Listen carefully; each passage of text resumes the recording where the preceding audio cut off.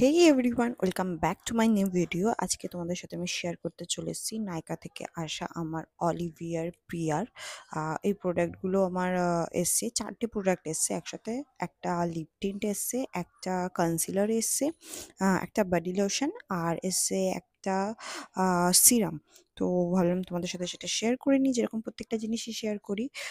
Review তো সেইভাবে দেবো না, বাট মানে ইউজ করার পর রিভিউ তো আমি এটা দিচ্ছি না, আমি দিচ্ছি যে প্রোডাক্টটা এসছে হাতে পাওয়ার পর সেগুলোর টেক্সচারগুলো কেমন সেটাই। তো সবার ফার্স্টে আমি এখানে নিয়েছিলাম হলো ভিটামিন সির বুস্ট সিরাম।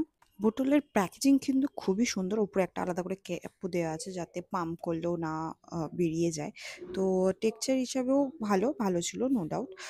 ইউজ করার পর এটার রেজাল্ট কী হবে অবশ্য আমি পরে জানাবো। তারপর নিয়েছিলাম এখানে পেয়েছিলাম একটা কনসিলার। কনসিলারটাও খারাপ ছিল না, বাট আমার মনে হচ্ছিল একটু লাইট ছিল। লাইট বলতে নট খুব একটা হেভি টেক্সচার ছিল, হালকা ছিল। তো যারা হালকা টেক্সচারের জিনিস পছন্দ করো তারা চাইলে নিতেই পারো। সাথে পেয়েছিলাম একটা অলিভিয়ার চিক টিন্ট। কালার অ্যান্ড স্মেলটাও কিন্তু খুব সুন্দর ছিল, আমার বেশ পছন্দ হয়েছে।